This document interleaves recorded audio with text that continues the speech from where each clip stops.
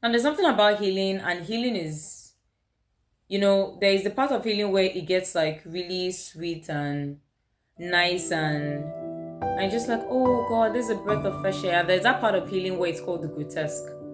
Now, the grotesque is the part that a lot of Christians, a lot of believers don't like to like broach too much about because it's a dark side basically.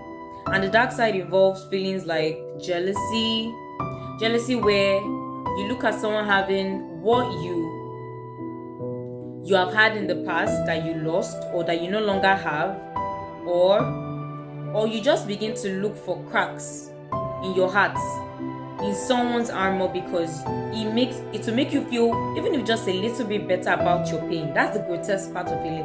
Or when you go to the other side of envy, when you really don't want to face your pain at all and you are going through it, and it's almost like a hell bent on bringing someone down. Yeah, that kind of thing.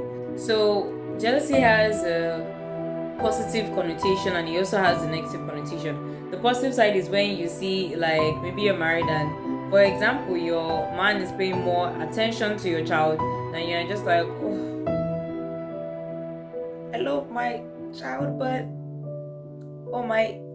And the negative side is when you're looking for cracks, and you're looking for cracks not because you hate the person, but because that person's joy is triggering a part of you that you need to face. I'll say it again so it makes sense. That person's joy is triggering a part of you that you need to face.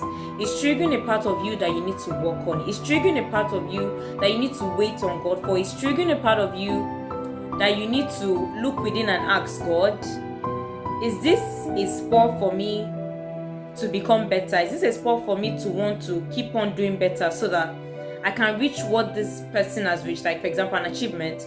Or is this a spur for me to actually wait on you, that when my time comes I will have something like this or even more? Or God, this is a spur for me to look within and say, God, like I know I've had this blessing before, can I have it again? Or God, is this a spur that you're telling me that I've had this blessing and the reason I lost is because I wasn't mature enough to handle it? In a way, the negative side is something that God will use to call your attention to something within. And everyone has gone through their own fair share of pain and their own fair share of regrets and sorrows and all of that. But if God is bringing your attention to something like that, then you need to face it. But really, the truth just remains that if you ever just feel jealous or envious of someone, it's not the time to not say, oh, you want to get unnecessarily and unneededly close to them. This is another thing that jealousy should call you to. It should call you to God's timing. It just made me realize that if I forced it, because when I look back, I realized that if I forced it, I would be in a position that I would not like.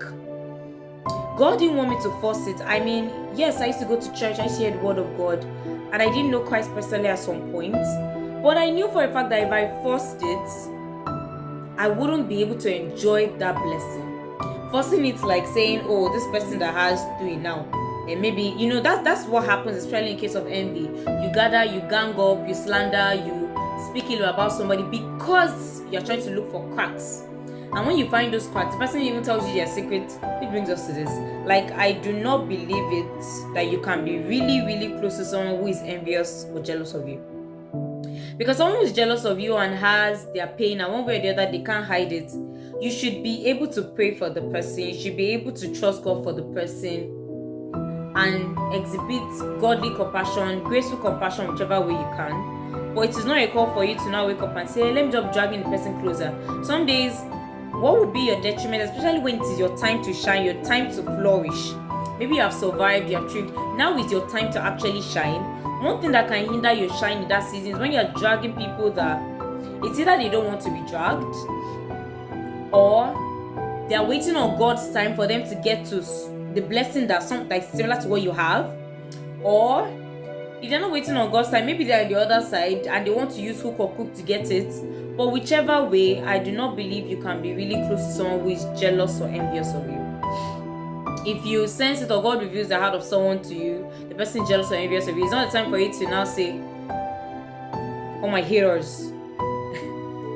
I don't know, but the truth remains that I'm not saying that there are not cases where you'll be doing my haters.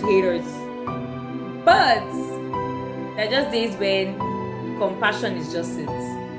Compassion is just it, because some days you could be close to someone who really, really loves you, but that particular aspect of your blessing is triggering them. And what is for you to do is to pray for them that they can be better, so that by the time they are rising, by God's grace, especially if it's like a friend or something, you can all rise together. But there are just days when people need to go through their seasons alone.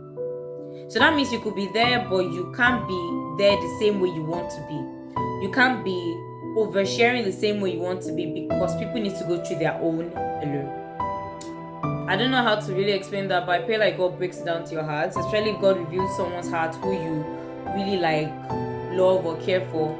And if God is revealing the person's heart to you, then there's no need for you to force things, because God is not revealing the person's heart for you to pray on it, but it's for you to pray for them, basically. And so some days when you feel that way, I want you to know some days God points your jealousy for you to stand on an authority. It's very possible that you have been feeling less and insecure because you lack certain things. It kind of reminds me of a story I saw online. So the lady said that our roommates always used to buy different things, shawarma and all of that. I don't remember the name of it. So it was one of those stories I used to read on IG, like, and for some reason and they bought so many things, they didn't even ask her to come and join them, because they bought so much that in a way it was more like they couldn't even finish it. And so for some reason it had been going on like that for a while. Long story short, you can't believe that she said in anger, she didn't have the money. That's the truth. She didn't have the money to buy what they were buying. She said in anger she stormed out. I went to go and buy shawarma. And by the time she was done with the shawarma, she realized what she had done, because she didn't have any other money left, and she had to struggle for weeks just because she wanted to prove a point. Now, in a way, it could have been jealousy that prompted her to do that, because she felt less. Feeling less is not a bad part of jealousy. It's that part of you, like we said, that could point you to look within. And you see, as Christians, you see, one of the essence of trials and tribulations is for you to look within, for you to grow closer to Christ. The Bible says, after you have suffered a while, make you perfect, establish, strengthen, and settle you. And there's this Bible verse that says, tribulation worketh patience, and patience experience, and experience hope, and hope maketh not ashamed, for the love of Christ is shed abroad in our hearts.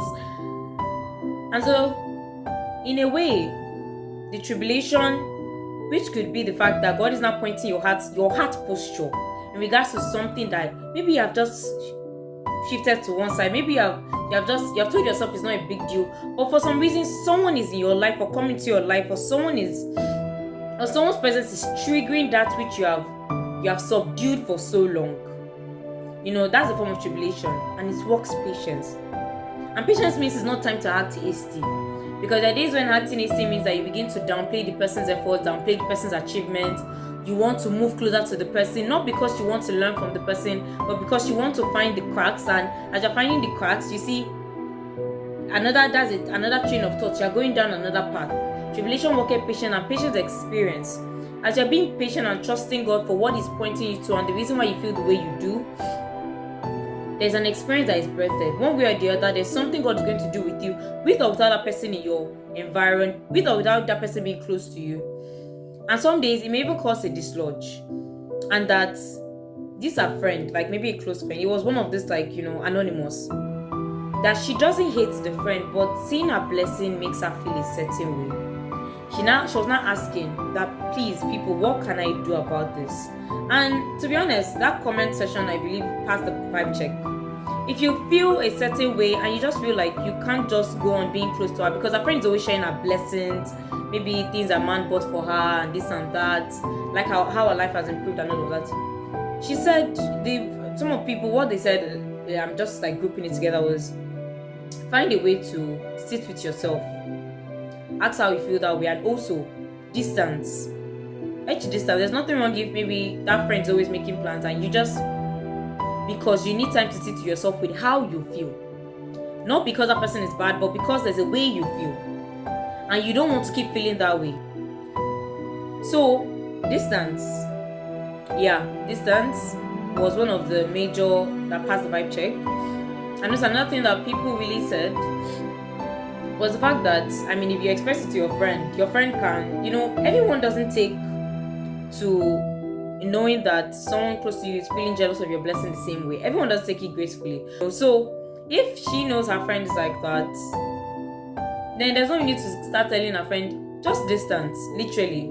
Distance for you to find things to do with your life, enough to not necessarily distract yourself, but immerse yourself in things that you may not just have time for that friend, not because you hate that friend. That friendship is going to drift so that the inevitable will not happen. Because when it comes to jealousy and envy, these are one of the most sensitive things. In that, if she's feeling that way and she's being honest with herself, then distance is one of the best things. If she has created distance and one way or the other, she's beginning to find her footing. If really she values that friendship more than anything, and she hasn't found a way to tell her friend that she just feels a certain way about her blessings and all of that, and her friend may not take it the same way, or if her friend will even take it and say, okay, I'll give you space or anything, one way or the other, if that friendship is meant to be, you come back together. If that friendship is meant to be, that friendship has not lost the uniqueness of the essence. It's possible because there is when some essence of certain friendships, after you have passed certain season, it's not just the same anymore. And doesn't mean you hate the person, but it just means that it's time to trust God for whatever new He'll be gifting you with, or whatever new He'll be taking you through. Basically, like I said, the comment section pass the vibe check, and that lady, one of the first steps in her healing her heart posture is the fact that she was being honest with herself. Jealousy can be a form of tribulation. God is pointing your heart posture to something, and it's not something that maybe, and if it's for you to see a therapist or confide in somebody else, or just trust God for whichever line of action, because your heart posture matters when God is going to be handing you great things. Your heart posture matters. So in a way, clarity in the place of prayer, especially as a Christian, will help a lot of things. But the point of today's season for Sundays is, before it goes like a wildfire into envy, can be a tribulation, and God needs you to be patient so that you gain the experience He needs you to gain through that field. And say tribulation worketh patience, and patient experience hope, and hope maketh not ashamed, for the love of Christ is shed abroad in our hearts. So when you're going through that tribulation, your heart could be darkened, but it's not for you to stay there. It is because God is transitioning something, and there is something God is doing with your heart posture. So I pray God helps this word breathe straight towards your heart. Thanks for watching. This is August special, of season for sports. And the most important thing, I think, apart from the fact that tribulation, worketh patience and all, is the fact that when God reveals someone's heart posture to you, pray for them. Because when it's your time, it's your time. And if you dim your light in the name of you're trying to help someone feel better about themselves, these same people, if they really are genuine with themselves, will look within, and one way or the other will find reasons to be better. And they could even encounter their own miracle, whatever God is saying to them through their fields soon. And you, that it is your time to shine, you have now dimmed your light, such that, when it says your time to shine, it doesn't mean that you can't keep on shining. You can't just, your time to shine just literally means that this is like a peak point that will lead into every other blessing. So imagine you're dimming your lights for the sake of, in quote, something or somebody else. You don't want to intimidate, you don't want to do this, you don't want to do that, you don't want to feel weird, you don't want to come off a certain way. So you dim your lights, and then the person you're dimming your light for, you see the person doing like zoom. You're going to even begin to feel angry, and you feel like this person is the reason for you can see another problem has already come again, in the name of you trying to be so-called considerate. So there's certain forms of consideration that, especially when it's your time to shine, you cannot consider. You must just shine. If your time to shine, make sure you shine. As you're shining, if really this person gets genuine with themselves in their walk with God, then they too, they'll begin to encounter their own means to shine. And in fact, it's going to be a glory moment, glory season and all of that. But if you're dimming your light, and then you see that they weren't dimming their light for you, they were just going through a phase. And if they get out of that phase, by God's grace, successfully, they come out brighter, better. And you're dimming your light. You just become a version of yourself you just don't like. Because dimming your light means that, for example, the opportunities God's going to bring your way, dimming your light means that their mindsets God's going to bring closer to you. But in a way, you just keep on trying to shrink the beauty of what God's bringing your way in the name of trying to make someone feel better. Like, come on. So trust God.